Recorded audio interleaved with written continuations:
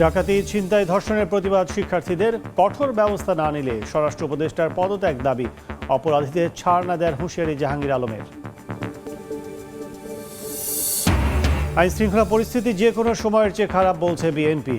দেশ অস্থির হলে কোনো সংস্কারই কাজে আসবে না। নির্বাচন দেরি হলে অস্থিরতা আরও বাড়ার শঙ্কা। আগে জাতীয় নাকি স্থানীয় নির্বাচন, এ নিয়ে বিতর্কে জড়াবে না ইসি। ডিসেম্বরের সংসদ ভোট ধরে প্রস্তুতি, জানালেন সিইসি। জুনের মধ্যে নির্ভুল ভোটার তালিকা তৈরির লক্ষ্য।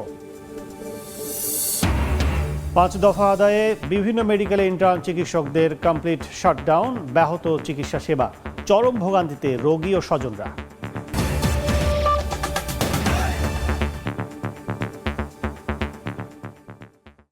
জনপদের সময়ের সঙ্গে আছি আমি কাজল আব্দুল্লাহ। দেশে ছিনতাই, ডাকাতি, খুন ও ধর্ষণের মতো গুরুতর অপরাধ বেড়ে যাওয়ার প্রতিবাদে বিক্ষোভ করেছেন বিভিন্ন কলেজ ও বিশ্ববিদ্যালয়ের শিক্ষার্থীরা। জানমালের নিরাপত্তা নিশ্চিতে সরকারকে দ্রুত পদক্ষেপ নিতে বলেন তারা। পরিস্থিতি নিয়ন্ত্রণ করতে না পারলে স্বরাষ্ট্র উপদেষ্টাকে পদ ছেড়ে দেওয়ার আহ্বান জানান বিক্ষুব্ধ ছাত্রছাত্রীরা। প্রায় প্রতিদিনই ধর্ষণ, নারী নির্যাতন, ছিনতাই, ডাকাতি, খুনের মতো গুরুতর অপরাধ ঘটছে দেশে। জানমালের নিরাপত্তা নিয়ে বাড়ছে উদ্বেগ। আইন শৃঙ্খলা পরিস্থিতির অবনতির প্রতিবাদে বিক্ষোভ করেছেন বিভিন্ন কলেজ বিশ্ববিদ্যালয়ের শিক্ষার্থীরা। রোববার সকালে রাজধানীর মেরুলবাড্ডায় ব্র্যাক বিশ্ববিদ্যালয়ের মূল ফটকের সামনে অবস্থান নিয়ে বিক্ষোভ করেন ছাত্রছাত্রীরা। দ্রুত আইন শৃঙ্খলা পরিস্থিতির উন্নতির দাবি জানান তারা। বলেন, খুনি ধর্ষকদের আইনের আওতায় এনে দৃষ্টান্তমূলক শাস্তি নিশ্চিত করতে হবে। ঠিকঠাকভাবে দায়িত্ব পালন করতে না পারলে স্বরাষ্ট্র উপদেষ্টাকে পদ ছেড়ে দেওয়ার আহ্বান তাদের। প্রত্যেকটা ধর্ষক বারবার ধর্ষণের সুযোগ পাচ্ছে, কারণ তারা জানে তারা পার পেয়ে যাবে। সব জায়গায় ছিনতাইকারী, ধর্ষক, এদেরকে কেন ধরা হচ্ছে না? স্বরাষ্ট্র উপদেষ্টা কি করে? তার পদত্যাগ করা উচিত। একই দাবিতে মহাখালীতে বিক্ষোভ করেন সরকারি তিতুমির কলেজের শিক্ষার্থীরা। অনতিবিলম্বে আইন শৃঙ্খলা পরিস্থিতি নিয়ন্ত্রণের দাবি তাদেরও। আমরা এখন ব্যক্তিগতভাবে অনিরাপত্তায় আছি। অপরাধমূলক কর্মকাণ্ড দেশে ঘটছে, এটা যেন না হয় তার প্রতিবাদে আমরা আজকের এই প্রতিবাদ কর্মসূচি আমরা আমাদের কলেজের সামনে। খুন, ধর্ষণ, ডাকাতি, ছিনতাইয়ের প্রতিবাদে বিক্ষোভ করেন ইডেন কলেজের শিক্ষার্থীরাও। তাদের অভিযোগ, পদে থাকলেও কাজের কাজ করছেন না স্বরাষ্ট্র ও আইন উপদেষ্টা। নারী নিরাপত্তা নিশ্চিত করতে হবে, নইলে গদি ছেড়ে দিতে হবে। লুটপাট, লুচ্তরাজের যে কর্মকাণ্ড চলছে, যে সংস্কৃতি চলছে, সেগুলো যদি অবিলম্বে বন্ধ না করা হয়, তাহলে জুলাই অভ্যুত্থানের মতো এখনো আমরা রাস্তায় নামতে কিন্তু দ্বিধাবোধ করব না। এদিকে একই দাবিতে আসাদ গেটে সড়ক অবরোধ করে বিক্ষোভ করেন শিক্ষার্থীরা। জনভোগান্তি তৈরি হলে পুলিশ তাদের বুঝিয়ে সরিয়ে দেয়। বিচার প্রক্রিয়াটা এত কঠোর হতে হবে যাতে পরবর্তীতে ধর্ষণের কথা মাথায় আনতেও মানুষ ভয় পায়। ধর্ষণ সংক্রান্ত যে কোনো মামলা কিংবা যে কোনো ধরনের অভিযোগ পেলে আমরা তাৎক্ষণিক সেটি ব্যবস্থা নেব, এই আশ্বস্তই আমরা তাদেরকে করেছি। এছাড়া আইন শৃঙ্খলা পরিস্থিতি অবনতির প্রতিবাদে রাজু ভাস্কর্যের সামনে বিক্ষোভ করছেন ঢাকা বিশ্ববিদ্যালয়ের শিক্ষার্থীরা। এতই যদি তারা ডেভিলদেরকে গ্রেফতার করে থাকে, তাহলে সারা দেশের এই অপকর্মগুলো কারা করে বেড়াচ্ছে আমরা প্রশ্ন করে গেলাম। শিক্ষার্থীরা মনে করেন, আইন শৃঙ্খলা পরিস্থিতি দ্রুত নিয়ন্ত্রণ করতে না পারলে ব্যর্থ হতে পারে অন্তর্বর্তী সরকার। আবু সাইদ নিশান, সময় সংবাদ, ঢাকা। ডাকাতি, ছিনতাই কিংবা ধর্ষণের ঘটনায় কাউকে ছাড় দেওয়া হচ্ছে না। আইন শৃঙ্খলা বাহিনীর গাফিলতি থাকলেও ব্যবস্থা নেওয়া হবে। সকালে রাজশাহীর সারদায় পুলিশ একাডেমিতে এক অনুষ্ঠান শেষে সাংবাদিকদের প্রশ্নের জবাবে কথা জানান স্বরাষ্ট্র উপদেষ্টা জাহাঙ্গীর আলম চৌধুরী। যাদের কাজের অবহেলা ছিল তাদের কিন্তু আমরা অ্যাটাচ করছি এবং তাদের আমরা আইনের আওতায় নিয়ে আসছি। আর এই যে যেটা বললেন যে এরকম দুই একটা ঘটনা কিন্তু সব সময় ঘটতেছে এবং আগেও ঘটছে, ভবিষ্যতে যেন না ঘটে এই জন্য আমরা চেষ্টা করে যাচ্ছি। এই ক্ষেত্রে আপনারা আমাদের আগেও সহযোগিতা করছেন, এখনও সহযোগিতা করবেন এবং যেই জায়গায় ঘটে আপনারা সাথে সাথে আমাদের জানাবেন। এই জন্য আমি আপনাদেরও ধন্যবাদ দিই, আপনারা আপনাদের সবসময় দিয়ে আমাকে ইনফর্ম করতেছেন। আর এই জন্য তাদের আইনের আওতায় আনা হয়েছে এবং তাদের প্রপার পানিশমেন্টটা পাবে। সংসদ কার্যকর করতে যত দেরি হবে চারিদিকে তত অস্থিরতা ছড়িয়ে পড়বে বলে সতর্ক করেছেন বিএনপির ভারপ্রাপ্ত চেয়ারম্যান তারেক রহমান। বিকেলে ঢাকা বার আইনজীবী ফোরাম এর 31 দফার কর্মশালায় আরও বলেন, দেশ অস্থির হলে কাজে আসবে না কোনো সংস্কারই। স্বৈরাচারের সময় যখন কেউ সংস্কারের ধারে কাছে ছিল না, তখন 31 দফা দিয়েছে বিএনপি। ক্ষমতায় গেলে ধারাবাহিকভাবে সব দফা বাস্তবায়ন করা হবে। রাষ্ট্র সংস্কারে বিএনপির ৩১ দফা নিয়ে সারা দেশে চলছে প্রশিক্ষণ কর্মশালা। রোববার কর্মশালার আয়োজন করে ঢাকা বার আইনজীবী ফোরাম। ভার্চুয়ালি যোগ দিয়ে বিএনপির ভারপ্রাপ্ত চেয়ারম্যান তারেক রহমান বলেন, রাজনৈতিক অস্থিরতা থাকলে কোনো সংস্কারই কাজে আসবে না। অন্তর্বর্তীকালীন সরকারের আমরা মনে করি মূল দায়িত্ব হচ্ছে রাজনৈতিক সিদ্ধান্ত গ্রহণ করতে সহযোগিতা করা। তারা সম্ভবত তাদের লক্ষ্য থেকে কিছুটা হলেও বিচ্যুত হচ্ছেন।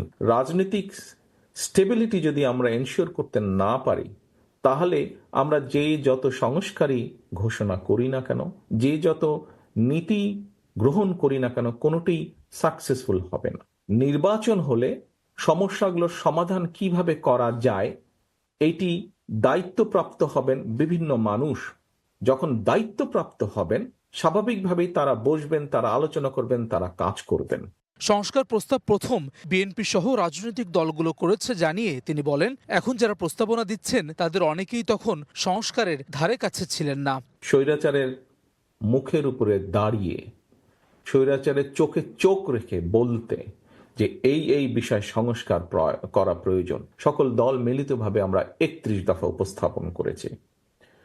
আজকের অনেক ব্যক্তিবর্গই সেদিন সংস্কারের স্বর ধারে কাছে ওনারা ছিলেন না। এদিকে ঠাকুরগাঁও ও সিরাজগঞ্জে দলের কর্মসূচিতে বিএনপি নেতারা বলেছেন, দেশের আইন শৃঙ্খলা পরিস্থিতি যে কোনো সময়ের চেয়ে খারাপ, সরকারকে দ্রুত নির্বাচন দেওয়ার আহ্বান জানান তারা। ঘরে ঘরে ডাকাতি হচ্ছে, চুরি হচ্ছে, লুট হচ্ছে, আইন শৃঙ্খলা পরিস্থিতি ভালো না। তাহলে মিস্টার ডক্টর মোহাম্মদ ইউনূস সাহেব, আপনার রেখে আমাদের লাভটা কি? তারেক রহমান এই দেশে বীরের বেশেই ফিরবে এবং তারেক রহমানের নেতৃত্বে এই দেশে নির্বাচন হবে এবং বাংলাদেশ জাতীয়তাবাদী দল নির্বাচন করে জয়লাভ করবে। নির্বাচিত সরকারই জাতীয় সংসদে রাষ্ট্র সংস্কার নিয়ে আলোচনা করবে বলে জানান বিএনপি নেতারা। তার মধ্যে কি হাসান ওয়ালি, সময় সংবাদ। আগে জাতীয় নাকি স্থানীয় নির্বাচন, এ নিয়ে বিতর্কে জড়াবে না ইসি। ডিসেম্বরে সংসদ ভোট ধরে নির্বাচন কমিশন প্রস্তুতি নিচ্ছে বলে জানান প্রধান নির্বাচন কমিশনার এএমএম নাসির উদ্দিন। জুনের মধ্যে নির্ভুল ভোটার তালিকা তৈরি করা কমিশনের লক্ষ্য বলেও জানান তিনি। ইসি সবাইকে নিয়ে ৯১, ৯৬ ও ২০০১-এর মতো নির্বাচন করতে চায় বলেও জানান সিসি। দুপুরে কক্সবাজার জেলা প্রশাসক কার্যালয়ের সম্মেলন কক্ষে ছবিসহ ভোটার তালিকা হালনাগাদ ও ১৩তম জাতীয় সংসদ নির্বাচন উপলক্ষে আয়োজিত মতবিনিময় সভা শেষে এসব কথা বলেন প্রধান নির্বাচন কমিশনার। স্থানীয় হোক আর জাতীয় হোক, ভোটার লিস্ট তো মাস্ট লাগবে না, একটা সঠিক ভোটার লিস্ট না। এই ভোটার লিস্টে আমরা পারফেক্ট একটা ভোটার লিস্ট করার চেষ্টা করছি।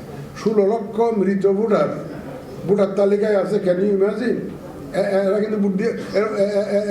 কিন্তু ভোট দিয়ে গেছে গত ইলেকশনে। কিন্তু একটা কোয়ালিটি ইলেকশনের জন্য একটা কোয়ালিটি ভোটার তালিকায় যে মাস্ট প্ল্যান করেছি, আগামী জুন মাস নাগাদ আমরা এই শেষ ভোটার তালিকাটা হালনাগাদ করতে পারবো। আর স্থানীয় না জাতীয়, late the politicians debate on that. আমরা কোনো ডিবেটের মধ্যে আমরা জড়াতে চাই না। 51 লাখ প্লাস ভোটারকে আমরা আইডেন্টিফাই করতে পেরেছি, তথ্য সংগ্রহ করতে পেরেছি, both left out and new, মানে যারা ভোটার হওয়ার যোগ্য হয়েছেন বেশ আগেই, কিন্তু ভোটার তালিকায় যাদের নাম নেই। চিকিৎসক সুরক্ষা আইন বাস্তবায়ন সহ 5 দাবিতে বিভিন্ন মেডিকেল কলেজে কমপ্লিট শাটডাউন পালন করছেন ইন্টার্ন চিকিৎসকরা। চট্টগ্রাম, রাজশাহী, বগুড়া, দিনাজপুরে চলা ইন্টার্নদের কর্মবিরতিতে ভোগান্তিতে পড়েছেন সেবা নিতে আসা রোগীরা।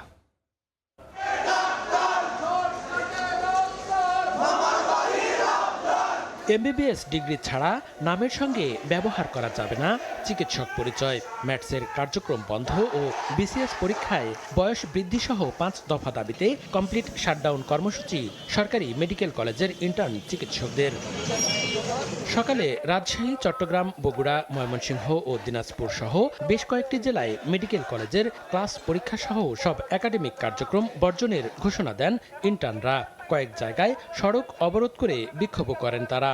দ্রুত 10,000 চিকিৎসক নিয়োগ দিয়ে শূন্যপদ পূরণ ও মানহীন মেডিকেল অ্যাসিস্ট্যান্ট স্কুল বন্ধের দাবি জানান তারা। আমাদের এখানে যে পরিমাণ রোগী আছে তার তুলনায় ডাক্তার খুবই সংকট। এমবিবিএস এবং বিডিএস এই ডিগ্রিধারী বাদে অন্যরা কেউ নামের সাথে ডাক্তার লাগাতে পারবে না। ভুয়া ডাক্তার তাদেরকে রেজিস্ট্রেশন দিয়ে তাদেরকে কেন নিয়োগের ব্যবস্থা করতে হবে? যতক্ষণ পর্যন্ত আমরা আমাদের দাবিগুলো আদায়ে কোনো ধরনের কোনো পদক্ষেপ, সুস্পষ্ট কোনো পদক্ষেপ পাচ্ছি না, ততক্ষণ পর্যন্ত আমরা এই আন্দোলন চালিয়ে যাব। 1 মিনিট পর্যন্ত রোগী সেবা না পায় সেই রোগী তো বাঁচবে না।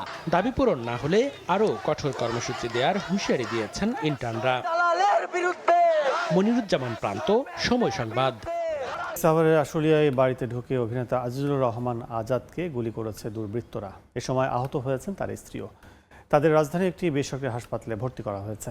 পুলিশ জানায়, ভোরে রান্নাঘরে জানালা কেটে জিরাবো এলাকার আজাদের বাড়িতে ঢোকে দুর্বৃত্তরা। এ সময় আজাদের 2 পায়ে 3 রাউন্ড গুলি করে তারা। একই সময় তার স্ত্রীকেও রান্না করার কড়াই দিয়ে আঘাত করে পালিয়ে যায় দুর্বৃত্তরা।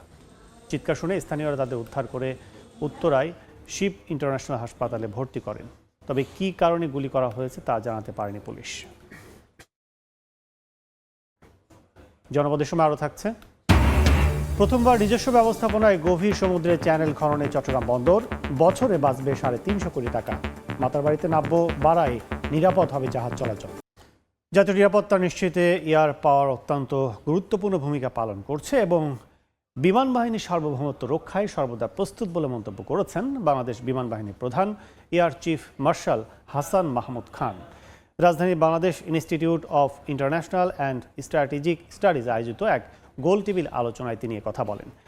আলোচনার কেন্দ্রবিন্দু ছিল আকাশ প্রতিরক্ষা, জাতীয় নিরাপত্তা এবং সমসাময়িক ভূ রাজনৈতিক প্রেক্ষাপটে প্রতিরক্ষা চ্যালেঞ্জ মোকাবিলার কৌশল। অনুষ্ঠানে সভাপতিত্ব করেন সাবেক principal staff officer lieutenant general অবসরপ্রাপ্ত মোহাম্মদ মাহফুজুর রহমান। ক্ষুদ্র নিগোষ্ঠীর শিক্ষার্থীদের শিক্ষক সংকট সমাধানে ডিজিটাল ক্লাস চালু করার কথা জানিয়েছেন প্রাথমিক ও গণশিক্ষা মন্ত্রণালয়ের উপদেষ্টা বিধান রঞ্জন রায়।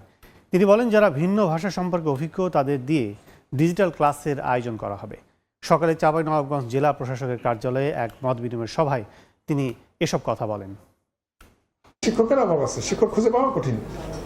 আমরা আসল সমাধানের জন্য যেটা করব, আমরা এটার জন্য ডিজিটাল ক্লাসের ব্যবস্থা তৈরি করছি।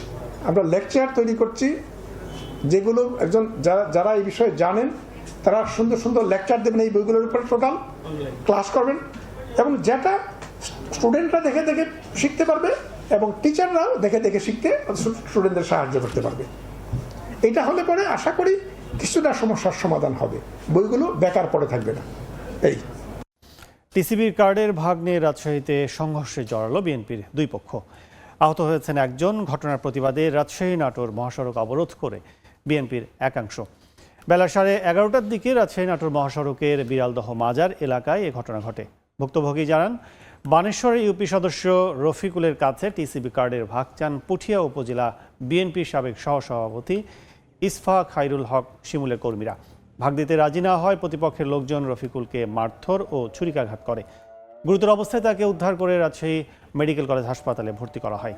এদিকে হামলার খবরে আনাউলের সমর্থকরা ঘটনাস্থলে আসলে 2 পক্ষের ধাওয়া পাল্টা ধাওয়া শুরু হয়। খবর পেয়ে ঘটনাস্থলে পৌঁছে পরিস্থিতি নিয়ন্ত্রণে আনে পুলিশ ও সেনাবাহিনী।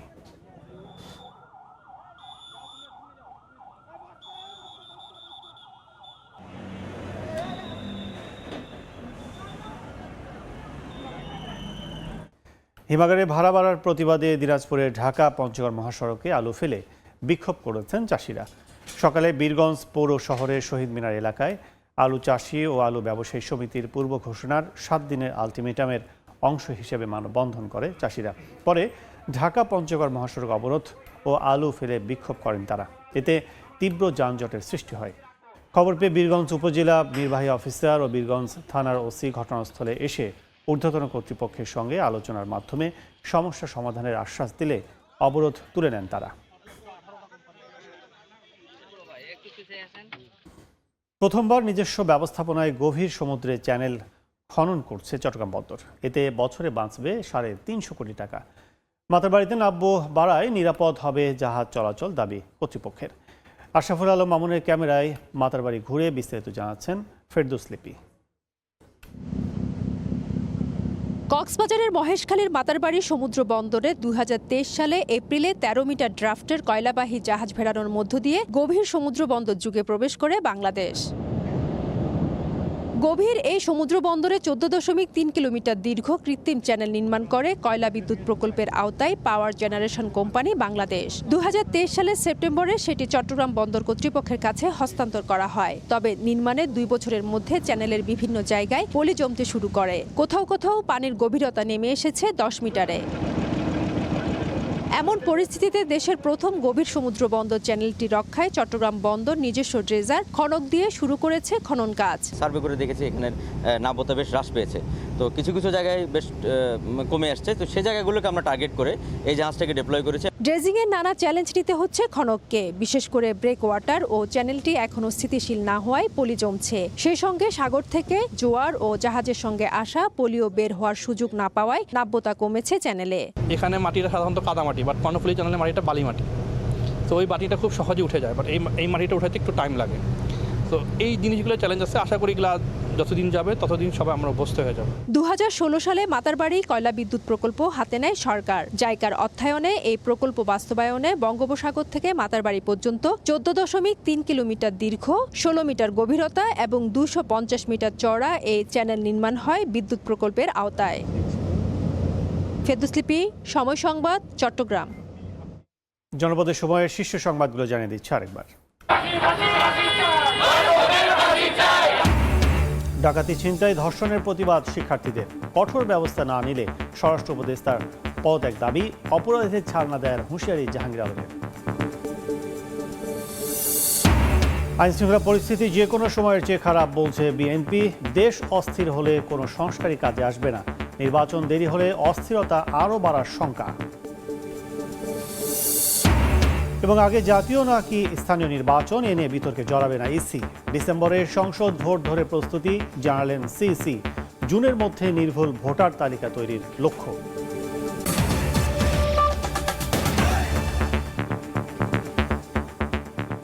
এই ছিল জনপদের সময়। সঙ্গে থাকুন সময়ের।